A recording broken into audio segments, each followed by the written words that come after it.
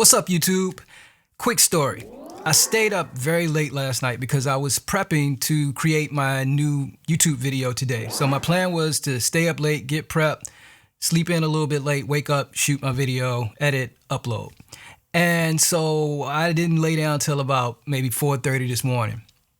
So when I wake up around 10:30 this morning, 10:30, 11 o'clock, I have a bunch of text messages on my phone. Text messages from, quite honestly, some people I hadn't heard from in a while, but friends in the music industry, fellow producers, artists and things, and they were all like, hey, did you see the new Logic Pro update?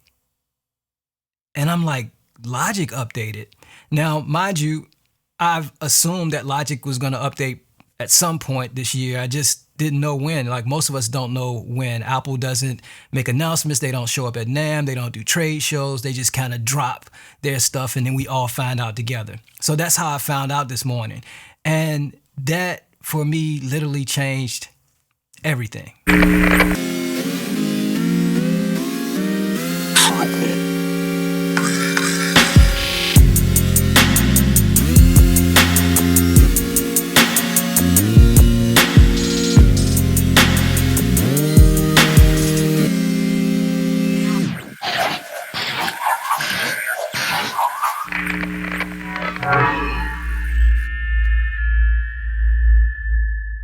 Overnight, Logic updated to Ableton 10 point.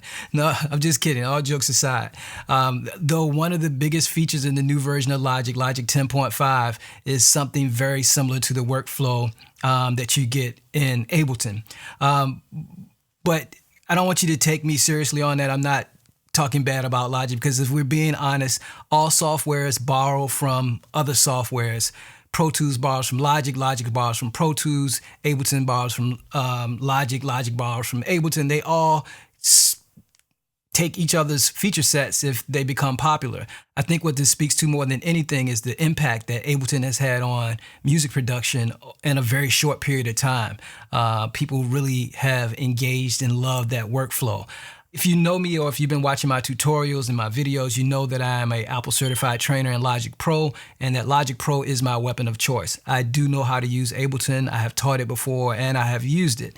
However, I think it's cool when applications bring in features that are in another software that you want to use. At the end of the day, nobody really cares about how you create the music. The only people who have those debates and arguments are people like you and I. If you're watching this video, you're probably a music geek, you're probably a music production geek, and we're the people who have those debates about which software is the best. The consumer doesn't care. And at the end of the day, we're making music for people to consume and to enjoy. You never hear anybody listen to a piece of music and is like, yeah, that's cool, but I think it was made in Ableton, so I really can't get with that. So I always say choose your weapon and just go out and make good music. So if you can find, if there are features that are in another software, I'm not of the mind. I know and have studied so many softwares over the years now that it's just when something new comes out, I don't immediately jump to it to try to learn that and do that because at this point in my life, I'm more interested in efficiency, meaning creating quality content quickly. And I can do that faster in Logic than pretty much any other thing, minus maybe the MPC. So the MPC and Logic are my two tools of choice. That's what I've spent the most time in my career in. However, when there are features that I've seen that have been efficient or that I think are quality features, when they bring them into an application that you're familiar with, then that learning curve goes way down. I don't have to completely learn a different software.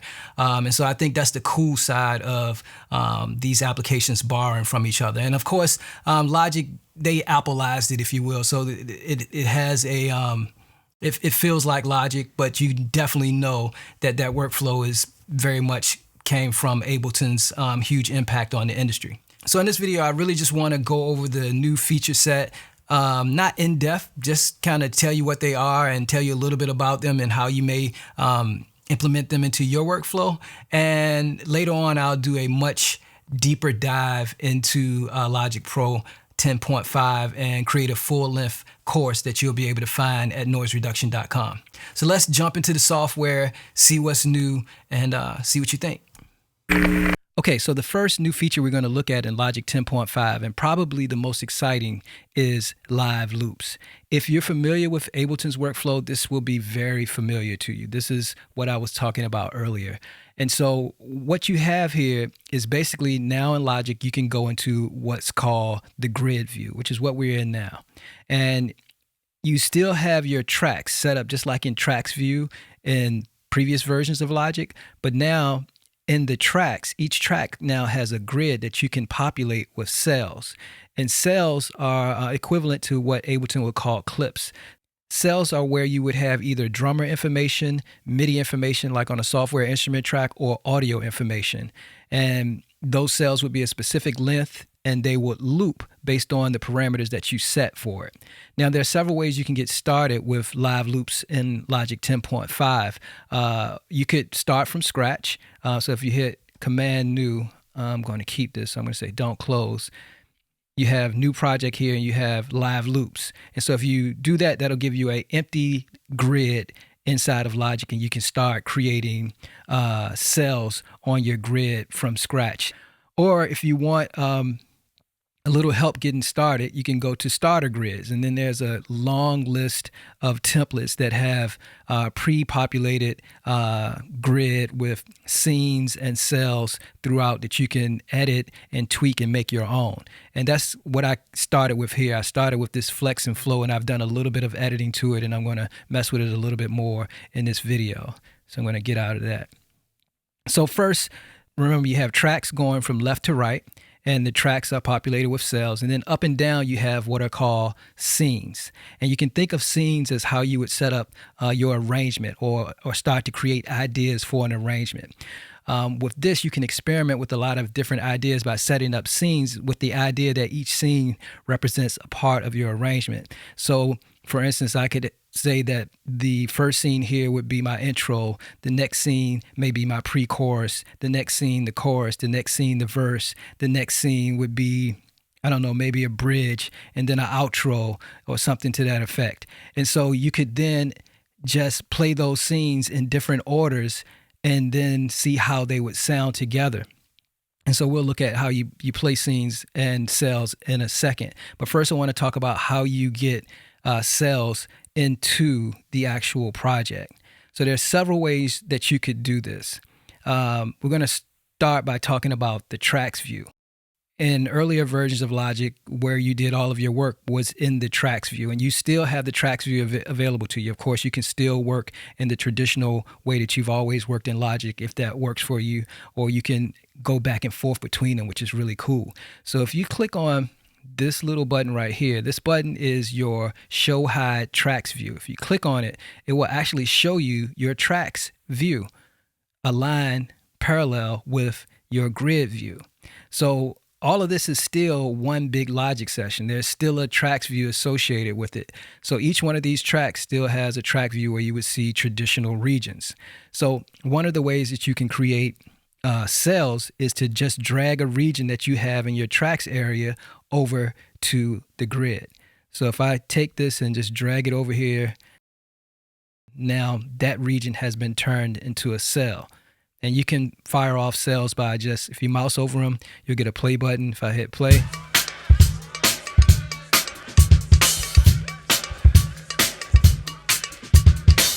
and after you play it, then the button becomes a stop button. So I'll see it again if I play it. And then it stops. Now, you may have noticed when I clicked on it, it didn't start as soon as I clicked it. It started later. We'll talk about why that happened in a second. But that's one way you can get cells in. You can just drag a region from your tracks view right onto the grid. Another way is you can use your loop browser.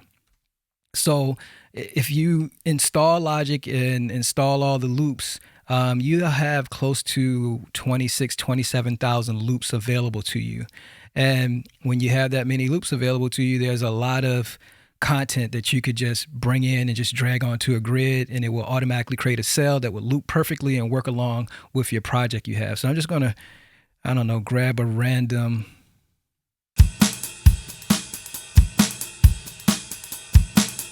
Let's go with that. If I want to use that loop as part of this particular production, I just drag it onto a grid and it will turn into a cell.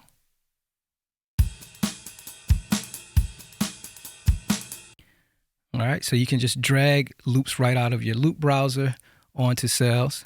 And you can also, if you have a library of loops, or it doesn't necessarily have to be a loop. It can actually just be a one-shot sound also, because everything in your grid does not have to loop over and over. But if you have a library of sounds, samples, loops, or what have you on a hard drive, you can drag files in from that and drag it right onto the grid, and it will also turn into a cell. So I have a simple chord progression here.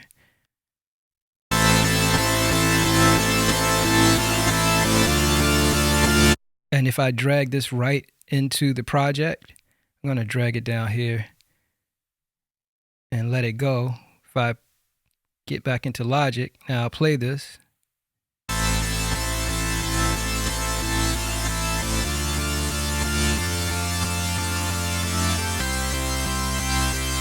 So very simply, you just drag right out of your Finder window right onto the grid and you create a cell. And of course, you can actually record your information into the cell. So if you want to record, you select a track. You can record audio. You can record MIDI on a software instrument track. So for instance, if I, let's say for instance, select this track, which is an audio track, I can just arm this track. And when I arm it, whatever cell is selected, we'll get a little record button in there. So if I click here, now that one is ready to record. And if I go into record, it will actually give me a 1-bar countdown, and then it'll just start recording information in. And this is an audio track, so it's just recording my voice. So if I stop it,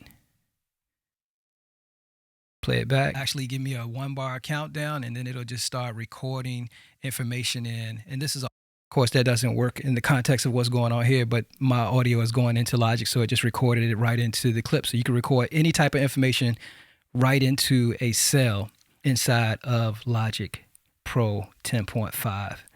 So those are the ways that you can actually create cells. Well, once you have cells created in your project, then you have a lot of flexibility of how you can start to do arranging and do your creating. I just hit the letter I to open up my inspector because I want to see a little bit more information, and I actually want to get rid of this track because I don't have anything on it. Just going to drag it to the left. I'm going to do the same thing here. All right. Let's talk about playing cells. I already showed you if you mouse over any cell, you can play that cell. Remember that you can only play one cell per track, not per scene. Scenes are up and down, but per track going this way. So if I fire off this cell, it's going to come in.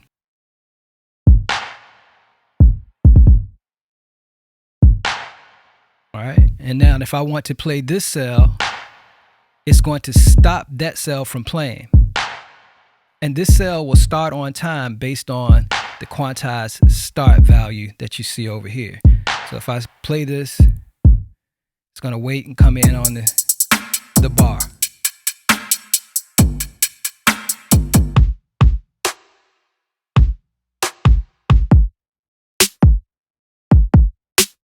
So your quantized start time over here is a global setting, and it affects the entire grid. And it is useful for making sure things come in on time, so you don't have to have perfect timing for when you fire off a cell to make sure it starts and plays in time with the rest of it. Of course, you can go in here and you can adjust your quantized start time. The quantized start time can be adjusted from, it's by default it's at 1 bar. It can go all the way up to 8 bars. You can set it to just the cell's endpoint, like whenever that cell ends, it'll play the next thing. And then of course you can do fractions of a measure, like half note, quarter note, 16th, triplets. And you also have something called smart pickup, which I won't get into right now. Keep that for a later tutorial.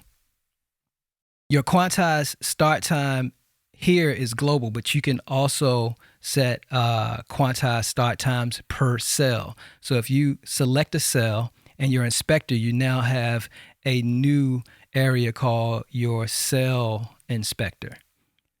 Logic before this, if you're in the track view, and still in Logic now, if you're in the track view and you select the region, you have a region inspector. Well, where you're in grid view and you select a cell, you have a cell inspector. So once you're here, you can see in your cell inspector, if you click on the disclosure triangle beside play mode, you'll have a quantized start for the cell. So right now the cell is set to start based on the global quantize, which is 1 bar. But I could go in here and say, hey, I want this particular cell to start every 4 bars. So now if I fire off this cell, any other cell start right on 1 bar. But if I play this one now, it's going to wait and come in on the 4th bar. I'm going to let it go through. I'm going to start. And so you see it blinking, and it waited until it got to the 4th bar, and then it came in. And you can also set the quantized start per scene. To fire off a scene, a collection of cells going in the up and down, remember they represent different parts of your arrangement. You just go to the bottom of the scene here and click this arrow, and it will fire off that scene. So that's playing all of the cells that are in that scene.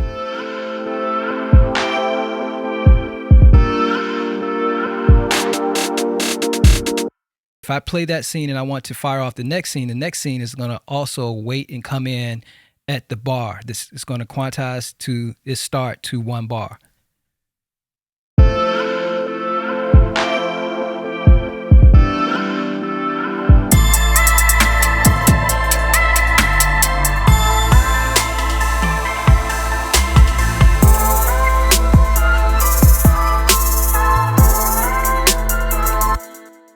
Now, if I want to adjust the quantized start per scene, I would just control click down here at the bottom of the scene, and then I'll get this menu that comes up, and I can go here to quantize start, and you have the exact same thing. So by default, you see it set to global. Let's say, for instance, this particular scene, I want to come in every 4 bars.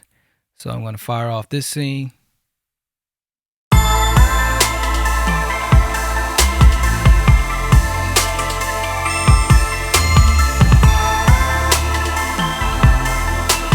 This one is going to come in perfectly.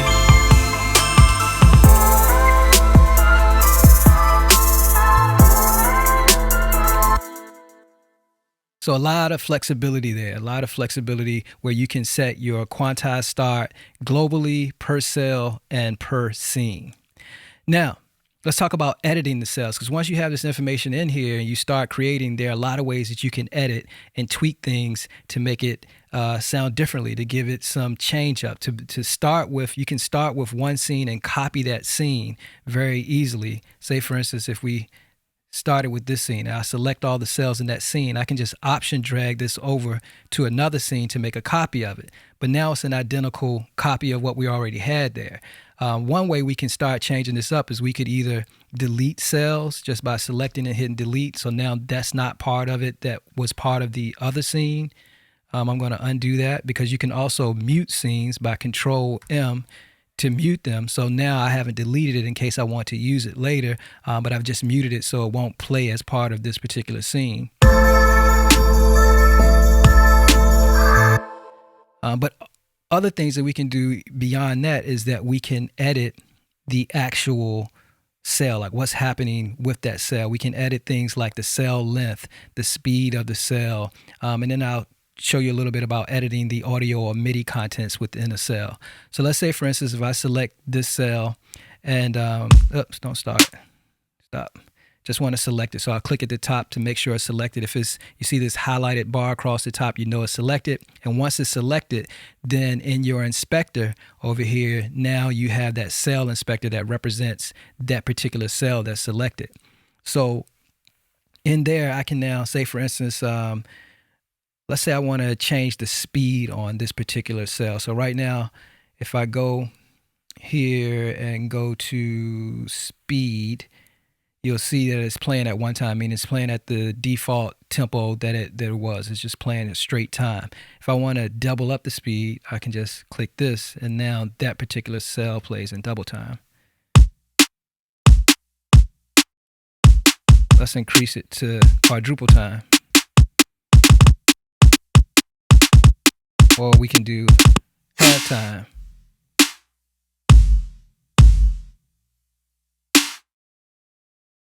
And of course, that will still follow along if I play the scene that particular cell is now a halftime.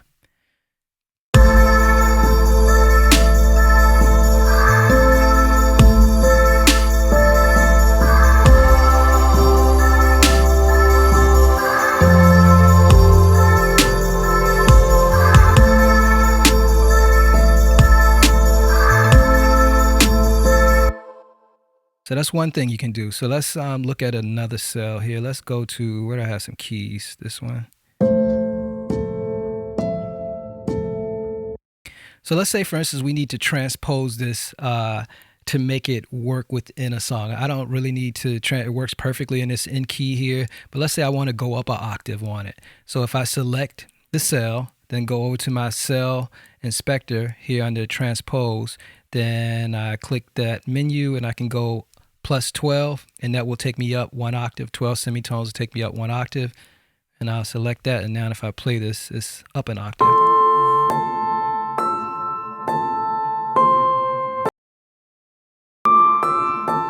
And again, it works perfectly in the context of the scene.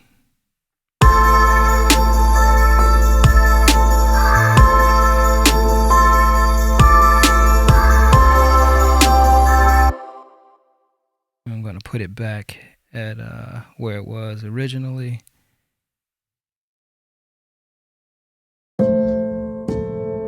Perfect.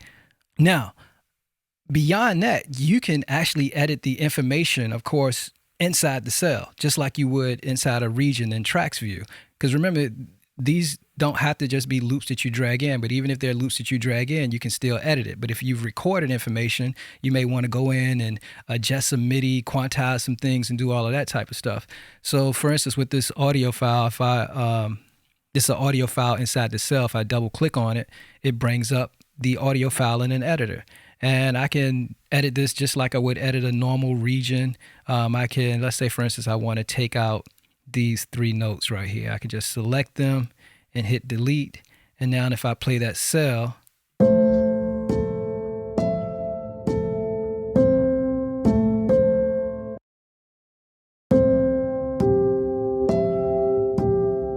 so it creates like a little rest there. But I could do anything I wanted to here, just editing just like you would normally in Logic. I can move things around, you know, take things out, add fades, make it a speed up fade. Just, you can have edit.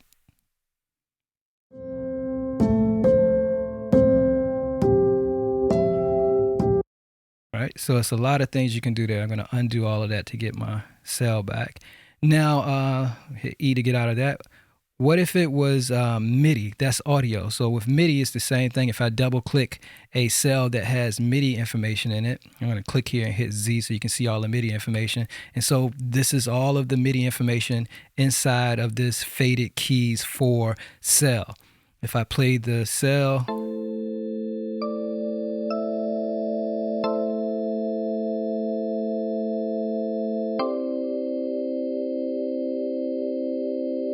right? And so, of course, you can go in here and you can select notes. You can move them up and down. You can move them left and right in time. You could quantize them over here to make them, let's say if I want to quantize these to quarter notes, then they hop to quarter notes. So you still have all of the editing flexibility that you were normally used to in Logic inside the cells in the grid view in live loops. Let me get out of this editor. The last thing I want to show you about this, again, I don't want to go too far. This is, I could literally create a whole course just on live loops, and I probably will. But I just wanted to show you some of the features and a little bit of the workflow. 2 things I want to show you before I finish. If you have, let's say for instance, you want to create a new scene based on random cells that you are playing. So let's say we start with these drums. Then I add these.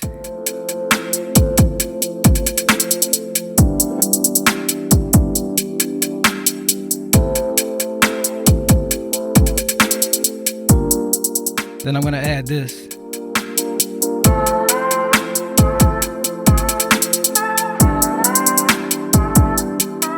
So let's say I want to make that into its own scene because those things are in different scenes. I want to put them together as their own scene. So what I'm going to do is In an empty scene, I'm going to control click and say copy playing cells here. And it just brings that there. And now this scene has those cells in it. And so now it's its own scene.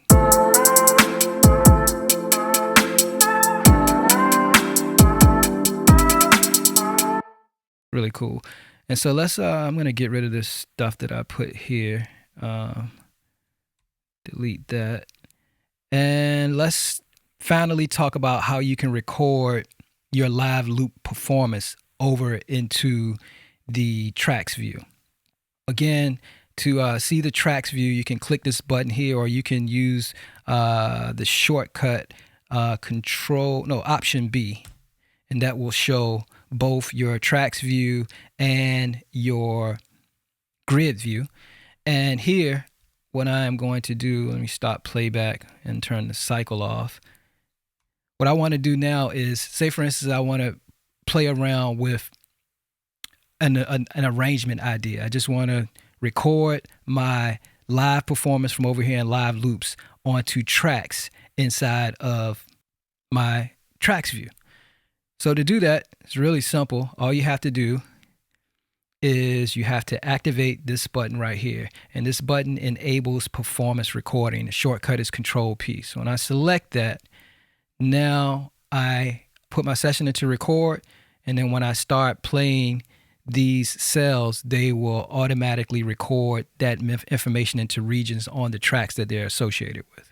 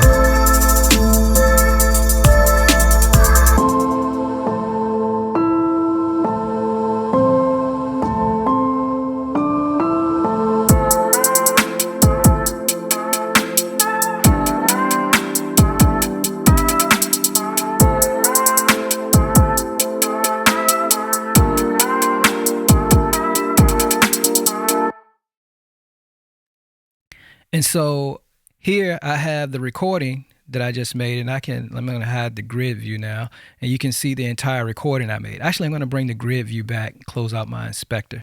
We have to tell Logic which thing that we want it to play when I hit start playback. This little arrow right here, this little transition arrow, see it has a left side and a right side. Clicking this right now is pointing towards the grid view, so it's playing. If I hit play, the playhead moves over here, but all this stuff is muted, so it's waiting to play things over here. And so if I want to play back what's going on over here, I just click this little arrow, and you see all of this now gets lit up, and spacebar starts, and it plays back what we recorded.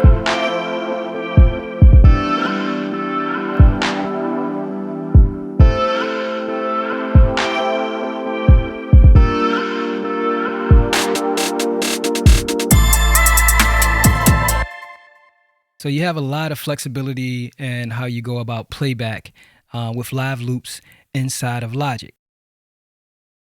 So another new feature inside of Logic 10.5 is something called remix effects. Remix effects and actually the live loops was brought over from GarageBand iOS. If you've been using GarageBand iOS, you're familiar with all of this stuff. It's just now been brought into Logic, and you now have pro-level features and editing associated with both. However, the remix effects that I'm talking about are, in this case, instantiated on the master, or the stereo output, I should say. And I'm going to open them up so you can see it. And what the remix effects gives you is 2 XY pads that allow you to, in real time, manipulate different things like filter, wobble, turntable stop, bit depth, LFO, pulsing type of things to allow you to create interesting performance style effects on your particular arrangement or anything that you have going on inside of Logic. Now, the Remix Effects plugin itself can be instantiated right onto the master, meaning it's going to affect the overall output of everything, or right onto the stereo output, I should say, meaning it's going to affect everything, or it can be instantiated right onto a channel strip. So for instance, on this Beats channel strip, if I click here on an insert, I can go down to multi-effects, and you'll see it right here as the remix effect. I'm not going to do that. I'm just going to leave it on the overall here. Now, this is actually better control using the new version of the remote for Logic, the Logic remote that's on your iPhone or your iPad. And I'm not going to demonstrate it on the phone, just quickly show you here in the software. So if I start playback and fire off a scene, in this case, I can adjust filter, cutoff, and resonance.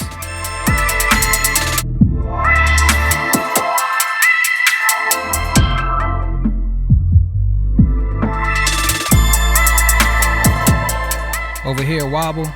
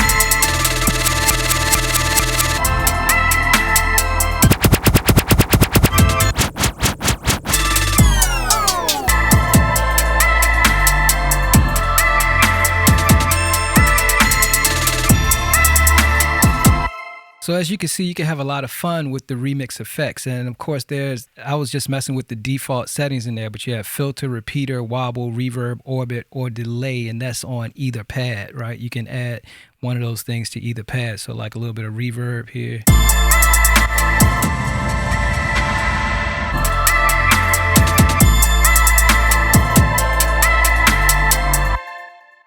Right, so a lot of different things that you can do with that. The reason I say it's actually more fun if you have your iPhone or your iPad controlling it, because inside the software, I can only use the mouse and affect one pad or one slider or one button at a time.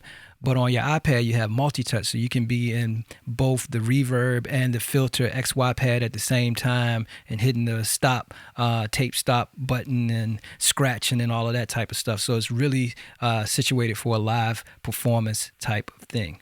So that is the remix effects in Logic 10.5. So the next thing I want to talk about is Logic's step sequencer. And this was long overdue. Prior to this, the only step sequencer you really had was the one in Ultra Beat that's been in Logic since like Logic 1. I'm exaggerating, but it's been in Logic for a very long time. But this new version of the step sequencer is really dope and has way too many features for me to get into in this video, but definitely I'll cover it later on in another course or tutorial. But let me just show you how you could use it really quickly. So let's say, for instance, we're still in grid view, so using live loops, and we have a brand new project with just one track. And on this track, I have a software instrument track, and it has the drum machine designer instantiated, and it's got different sounds and different tracks in here, and we'll get into all of those in a little bit. But what I want to do is I actually want to create an empty cell, and I want to populate it using the new step sequencer. So instead of recording into the cell, I'm going to control click here and I'm going to say create a pattern cell, right? Create a pattern cell, not a MIDI cell. MIDI cell would populate just like kind of in the piano roll editor, and then I could draw in or program my MIDI that way like you see here on the screen. But I'm going to do a pattern cell. And when I do that, I get my step sequencer that shows up at the bottom of the screen. By default, it has 16 steps in it. And I see each individual sound from my Drum Machine Designer drum kit. If I start playback on this cell, you'll see the playhead run across it in 16 steps, right? It just keeps running across it, running across it, running across it. And of course, this works just like any traditional step sequencer. Like say if we 16 steps, if I want to put a 4 on the floor, kick drum, right? And then find a snare and add it on the 2s. Oops. Right. And then if I want to add a hat, I can just drag. Of course, you click again to delete stuff. Let's put in some of this bass.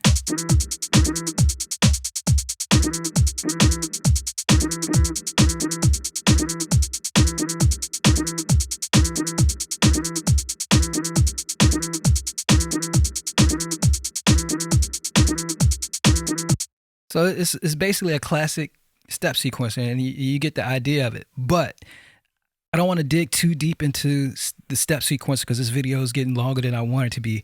But one of the coolest features that's in here, and if you come from FL Studio, you're going to appreciate this. Even if you've used Logic before and you're familiar with the brush tool that's been implemented since I think like 10.1 or maybe early 10.2, you could use this, but not in this fashion inside of a step sequencer.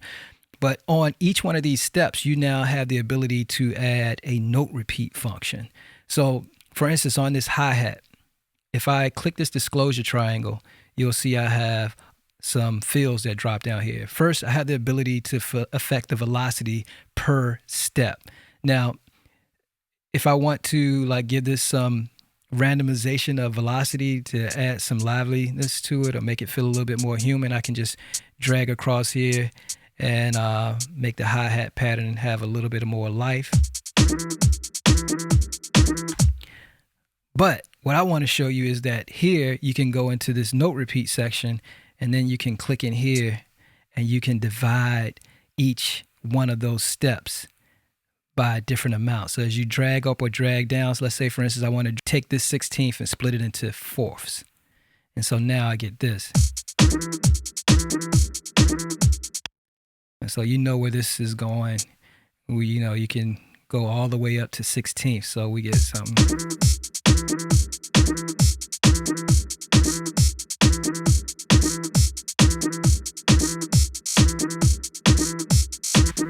Really cool feature, really easy to use, a real cool way to create some of those dynamic hi-hat patterns that you hear a lot in trap music and just about all music now. But just very easy to do there. And it's not just velocity and note repeat. If you click this menu, these are all the things that you can do here.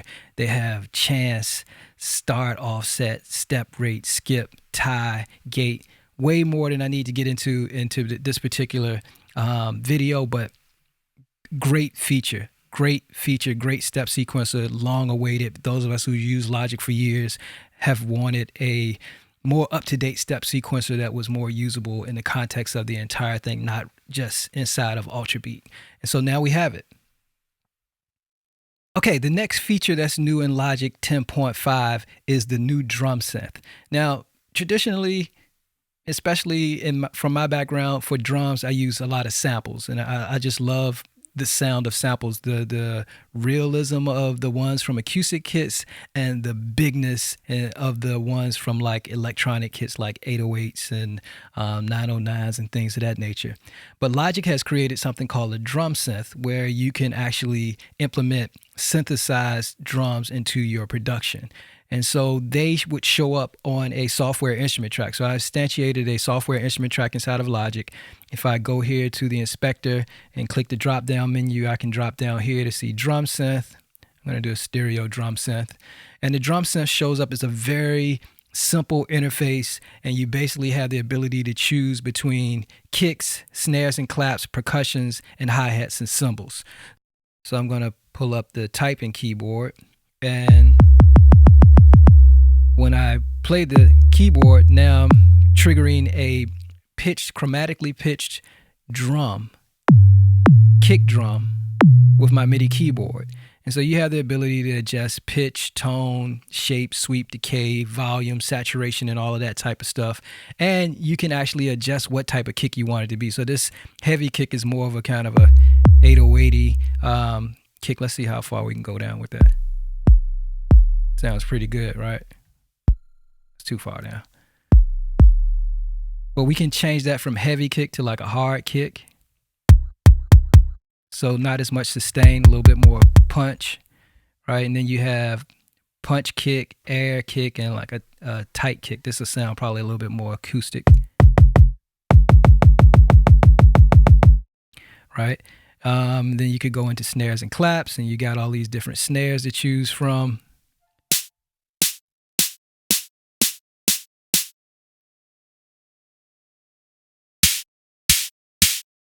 Of course, like I said, you can pitch it and adjust the tone.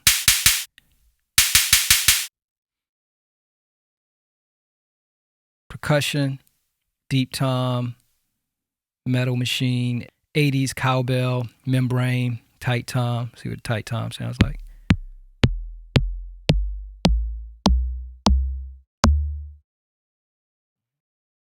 And hats and cymbals. Crash cymbal, ride, sharp hi-hat. So a lot of things you could do with that. It's a synthesizer that's just dedicated to one particular drum sound. So if the thing about this, and I'll show you another way to implement this, but just in this view, if I wanted to create a kit using that, I would have to create multiple tracks, right? So I would go, let's say, Command Option S to create new software instrument tracks. And on each one of those software instrument tracks, I would have to add the drum synth to that track. And on each one of those, I would have to change like that one. I'll make this one back to, let's see, back to kicks. Choose the kick I want, say a heavy kick. And then on this one, that particular version of it, we'll make this snares and choose like a gritty snare. And you get the idea. You have to kind of build your kit this way. But I'll show you a workaround that in another feature later on in this video. In Logic 10.5, there's been a huge emphasis on sampling. And the old ESX24 finally gets its makeover, and it is now called Sampler. It has a beautiful interface that I'll show you in a second. But also, Apple has given us two new samplers, Quick Sampler and also Auto Sampler. So I want to quickly show you a little bit about each. On this first track, I've instantiated the Quick Sampler. And the Quick Sampler is a just straightforward, easy to use sampler with a beautiful interface to allow you to quickly work with one-shot samples or loops or single note samples and quickly get them edited and into your project for use, or exported actually to Drum Machine Designer if you like. So let me quickly show you a little bit about this. I'm going to go to my Finder window, and I have a quick loop that I'm just going to drag in. And when you go to drag in, you have two options. You can drag it to original, which uses the original tuning, loudness, looping, and length, or you can do optimized. And optimizes the tuning and loudness. It searches for loop points, and it crops the silence away. So if the sample or the loop that you're bringing in isn't edited perfectly and it has silence at the beginning or at the end, so it doesn't loop perfectly, you pop it on optimize and it will trim that away automatically for you. So I'm going to drop it here. And once you drag the sample in, I'm in classic mode. So I'm going to quickly pull up my musical typing keyboard and play this sample. I'm way down. I need to get up to C3 here. And just like you would think, if I hold the key down, it'll just continue to loop automatically under classic. It just takes that sample, puts it in a loop the exact same length as the sample, and as long as you hold down the key, it will continue to loop. And I could go here and turn the looping off if I wanted to, and you'll see the yellow goes away, and now it'll just play the sample like that. And of course, you can see here in the interface, I have the ability to change the pitch of the sample. So if I want to do a coarse change on the pitch, speed it up, fine tuning. You have the ability to add 2 LFOs. You have a modulation matrix where you can go and affect how those modulators work and what they affect. You have a filter section that you can turn on, and I could, let's cut out some frequencies here. Boost some resonance. So a lot of really quick and easy things to do, along with some amplitude envelopes and things of that nature down at the bottom. I don't want to go too far into that. I want to kind of spend the time here talking about the different versions of this. So we're in classic mode here, where, like I said, as long as I hold the note down, it'll just play that sample. And now the loop is off. It's going to stop at the end. I could also loop forward like it was by default. I could reverse the loop. So now here, when it gets to the end, it will play backwards. And of course, you can edit the length of the loop, and you have the ability to affect how the loop crosses into itself. It's just very easy to use. The interface is beautiful, and it's real simple. Now, if I go to one shot, this works in a similar fashion, but I can now just trigger the sample and take my finger off the key, and it will just play the sample all the way through to the end. So I don't have to hold the note down in one shot. One of the coolest things is it will automatically slice the sample for you if you go into slice. And that works really good with drum loops because it just looks for the transient, and it puts these transient markers on there. And then each one of those transient markers represents that particular sample based on the transient spike at a specific key. So if you look here at the bottom, you can see that the first sample is at C1, and then it goes forward to D1, E1, F1, so forth and so on. So each one of these flags represents a different note on my keyboard or on whatever controller I have connected. It could be drum pads. And so let me pull up my typing keyboard again. I'm going to go down to C1 because you see the first note is at C1, and if I hit A, it triggers that sample. So it's quickly chopped it up. And then if I go to W, which is C1 sharp, plays that little hi-hat, and then on up the keyboard. So it quickly chops that sample. And if it grabs something, it looks like it did this perfectly, but if it grabs something that you don't want, like say for instance, I don't want this little hi-hat here, I can just double click on the transient marker, and now that's just one long sample. Right, so it's really cool how it just easily, quickly chops that sample up.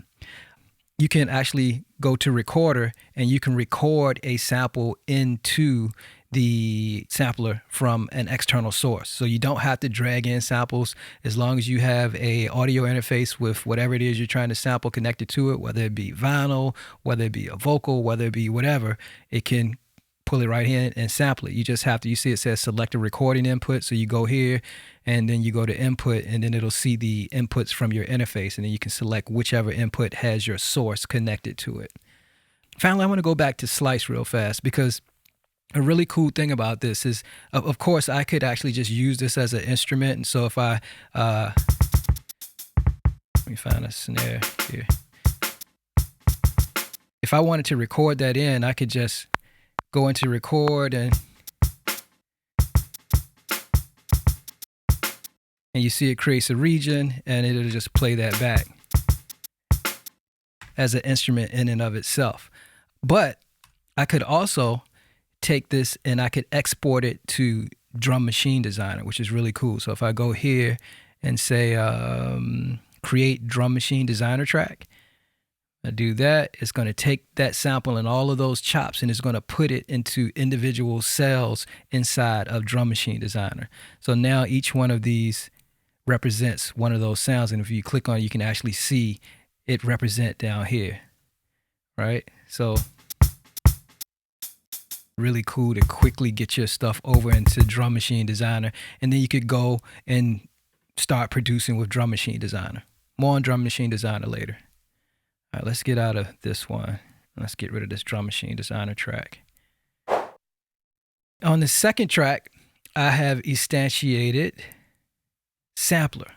And so Sampler is the big brother to Quick Sampler, and it is really, in all honesty, it is the ESX24 reincarnated.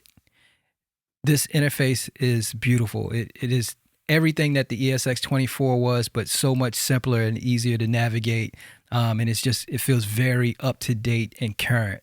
When you first come into Sampler, you're basically looking at the synth modulation matrix and your modulators. You'll see here that mapping and zone are turned off. You can activate those though, and they'll just populate into the screen. And what's cool about it is the interface is I can scroll up to the top. So at the top, I can still see my synth section, my mod matrix, and my modulators. And if I need to see mapping and zone, I can just scroll down to the bottom to see that. Or I can just resize the plugin. So I can go here to the bottom and stretch it down to see more information if I need to. And then I can take things out. Like maybe I don't need to see the synth and the mod matrix or modulation. I just need to see mapping right now in the zone. So you have complete flexibility of what you need to see down to one single thing, right? You can't eliminate everything. That just doesn't make sense. But if I just needed to see the synth section, I could get rid of zone. I could see my synth section.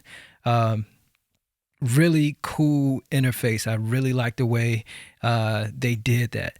Now, the sampler is Quick Sampler on steroids. Like I said, it's the very powerful ESX24. And as dated as the ESX24 was visually, it was still a very powerful sampler in and of itself. And, you know, let's give its due props. When it came out, it was kind of a game changer in a software sampling plugin. I could do a whole course just on this particular plugin, just on Sampler, but not to get too deep into it in this particular video. What Sampler is you have the ability to create multi-layered samples, multi-layered sample instruments, meaning that on one key you can have multiple samples and they can respond based on the velocity, how fast you strike the note. So you can do all kinds of velocity mapping, you can do all kinds of cool stuff. And the way that you could do that in the ESX24, but the way it does it here, it just takes out so many steps. Again, I don't have enough time to get completely into it, but I'll just quickly show you how you can quickly, I'm going to drag in some files here also. So let me close this one out. Go here. So here I have a collection of drum samples. And these drum samples make up an old school 808 kit. They were sampled from an old school 808 drum machine. And so if I drag these in, you see you still have those two options. You have chromatic, you have optimize. In this case, I'm going to go to chromatic. Chromatic is going to map these keys chromatically from C2, but it's also going to use the original looping, length, tuning, and loudness. So if these say that their root key was C1, it's going to go to C1 anyway. And so I'm going to put it here. When you mouse up to the top, now you have two other choices. You have zone per file or split at silence. If I was dragging in a loop, I may look at split at silence, and then it would act similarly to what you just saw in Sampler. But in this case, each one of these are chops. So each one of you have clap, cowbell, individual hits. So zone per file is appropriate here. So I'm going to drop this in, and you can see it automatically maps it across the keyboard. I can just zoom in with my trackpad by just stretching my fingers out and zoom out by pinching. Very cool interface. So you can see the samples mapped to the different keys here. C1 is the clap. Just each individual sound already mapped out. And this is like basic level stuff in Sampler, because again, it has so many other things you can do as far as multi-layered sampling inside this particular plugin. but more on that in a later course. Okay, finally, let's talk about auto sampler. Auto sampler, let me pull it up on the screen so you can see it. Auto sampler is a sampler that samples other instruments, whether they be software instrument plugins or whether they be external hardware instruments. So say for instance, you have a studio and you have some external hardware keyboards like Korg Tritons, Yamaha Motifs, Roland Phantoms and things like that. And you have a patch that you loved on that particular keyboard, but now most of the stuff you do is inside the box in software instruments, but you would love to, you haven't been able to find those sounds. Well, auto sampler will allow you to sample that instrument into Logic and turn it into basically it's going to turn it into an ESX file, which is the old ESX24 file set, and then you can open it up in the sampler. But you can also do this with any plugin, so third-party plugins or plugins that are inside of Logic. I'm going to demonstrate it by sampling a Lush Pad patch that's in the Retro Synth that comes with Logic, just for demonstration purposes. So the way this works is you don't instantiate the auto sampler as an instrument on a track. You instantiate the auto sampler as a audio effects insert on a track where the sound from the actual synth is being routed to. So in this case, where I have this particular synth, I'm just going to put the auto sampler on the stereo output because I know the signal's going there. But I could also put the auto sampler on audio tracks, auxiliary tracks, or track stacks. And of course, like I said, the stereo output. So with the auto sampler, all I have to do is tell the auto sampler a little bit of information about the range that I want to sample.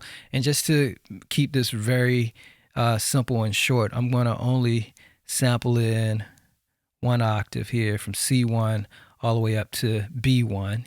And I'm going to tell it how to sample. So right now it's set to sample every 6 semitones. So you can see the light blue keys represent how often it's going to sample a note from the actual instrument. Now, you have to make some determinations here as to how much you need to sample. Because if it samples this, basically saying, okay, whatever sound I sample for this C1 key, I'm going to just pitch that over these other keys until I get to the 6th key, and then I'm going to sample again and pitch those. So if you want to do it chromatically, you can just set this to every single key, right? Every semitone, and then it'll make a sample for each note. What you choose here and some other parameters is going to determine how long it's going to take for this process to complete. That's why I only did an octave, and I will put it on 1 semitone just for demonstration. There are a whole lot of other settings in here like round robin, sustain, velocity layers. Once you set your settings here for what you want to do, and again, we're just doing 1 octave and sampling on every semitone or every note, and then you just hit sample. And then it says, okay, well, where do you want this sample to go? And what do you want it to be called? I'm going to call it Lush Pad. And it's going to go automatically into the auto sampled folder. And I would advise you just keep it there because as you'll see when we pull it up in the sampler, there's a folder already there inside of sampler in your presets. It makes it easy to get to. So I'm going to say start.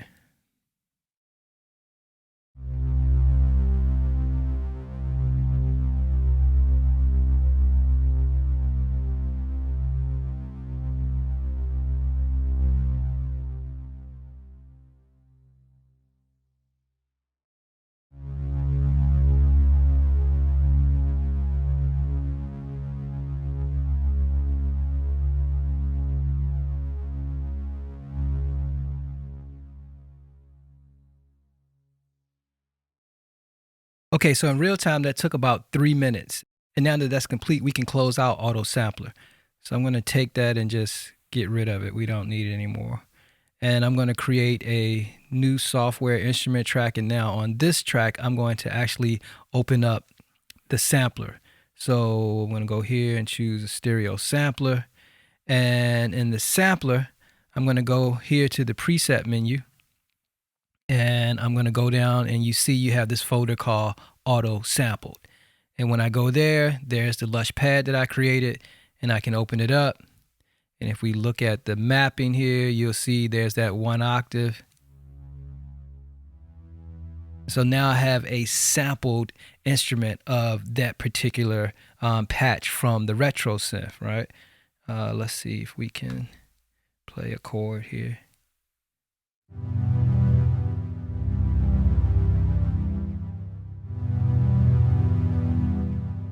Really cool how that works, and it's so well integrated that it just automatically samples it and then creates a sampler preset for it. You can just pull it up right in the folder and go to work.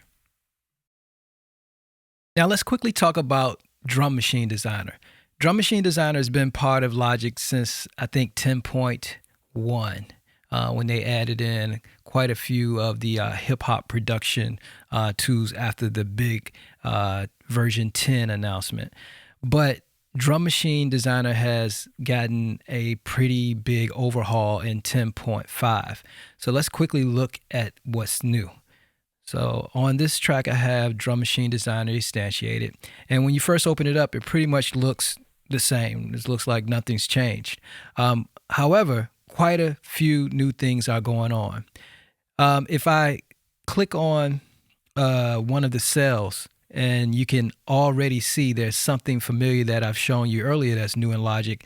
The sampler, the quick sampler, is integrated. Now, it's integrated because this particular track is using a sound that's a sample, and so you have the ability to go in and edit the sample, and all of the kind of features that you had in the quick sampler are available to you here.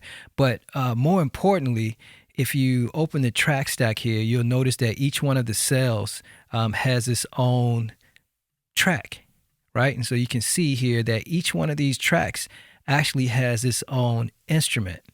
And the instrument that it's using right now is the quick sampler for pretty much all the sounds here. But what's really cool about this is, let's say, for instance, I wanted to change this and I wanted to use, say, for instance, this hi-hat. Let's say I wanted to not use the sampler, but I wanted to use a different instrument. Say, for instance, the drum synth.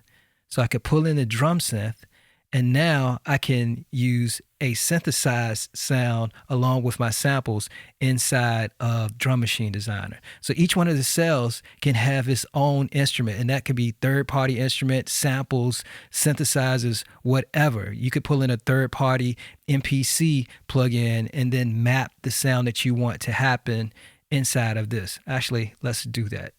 So I'm going to go here and go to my AU instruments. And this is the first time I've ever tried this, so let's see what happens. And I'm going to open up the MPC software, and let's load in. Let's just go here and load in a program, switch to programs, just to bring in some drum sounds here. Right, and now I'm going to hide this because I don't need to see the MPC plugin, but I do need to see my Drum Machine Designer. Okay, so Drum Machine Designer is now saying, hey, this particular track, right, is being controlled here, right, which is the MPC. And this is where I would change the mapping to make it trigger whatever sound that I wanted to trigger. And it looks like I picked a synth instead of a drum kit. So let's see here. See what it plays now. So there's some samples on the MPC that this is triggering now. It's really cool that you can bring in a third-party plugin and make it one cell inside of Drum Machine Designer. Let's look at how you can use Drum Designer with the sample. I'm going to go to an empty cell here. I'm going to go to my Apple loops, and I'm going to change these packs to like vintage breaks, which gives me some of these old school drum breaks. And I'm just going to drag this to a pad. All right, when I drag it to a pad and it pulls in, you'll see that it shows the entirety of the loop. Now I could trigger it here and it'll play that whole loop if I hold it down, right? Because it's in classic. Or I could do one shot and trigger it and it'll play through, right? But the really cool thing that you can do is if I go back here, I can slice this sample and it'll automatically go through and slice. And now this pad will play one of those slices. By default, it's going to go to C3. C3 is going to play this sample right here. So if I trigger this now, it's just playing that. But what if I wanted it to play, I don't know, let's see here.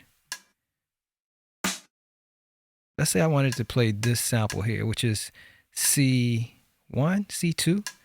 So all I have to do now is go here and change this to C2. And now when I trigger it, it plays that. So how cool is that? Like you could just drag a sample in, chop it right inside of Drum Machine Designer, and then map the cell to which chop you want it to play. Finally, I want to show you the new drag and drop workflow in Logic Pro 10.5. So if you say, for instance, I go to my Finder and I have this same folder with these 808 drum sounds in it. If I click it and drag it to the tracks area over here where you have your track header, if you just hold it there, you'll see that it says create new track using sampler and chromatic, sampler optimize, or drum machine designer. So it recognizes that I have multiple samples selected and it said, hey, these are the instruments or the samplers available to you. So it's guessing that you probably want to use one of these instruments with a multi-sample drag in like that. So in this case, let's say I want to create a drum machine designer program. And just like that, it creates a brand new drum machine designer, and it has each one of those samples assigned to a different cell in Drum Machine Designer. So what if I was dragging in a single sample? Say, for instance, this pulse chord that I used earlier. Now, when I drag this in, you'll notice I have different options. I have 6 options now. It says, hey, do you want to use Quick Sampler Original, Quick Sampler Optimize, Drum Machine Designer, Alchemy, and it's 3 different versions, additive, granular, or spectral. So all of these particular instruments can handle a single sample. So if I just said, let's do Quick Sampler Optimized and drop this in here, and the instrument comes in, and I have this one long lush synth that I use. I'm going to set the polyphony to mono so it'll just play one at a time and not overlap. Oops. And then use my keyboard.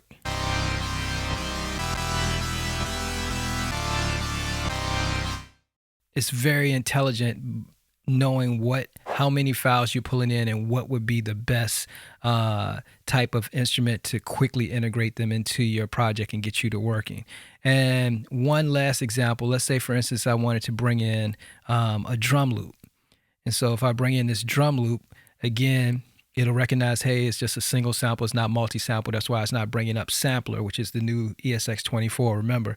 So I'm going to drop this on Quick Sampler Optimized, and it's going to take that and automatically it senses that it's a drum loop and it's going to automatically go into slice. Remember when I just dragged in that synth, it didn't go into slice, it went into classic.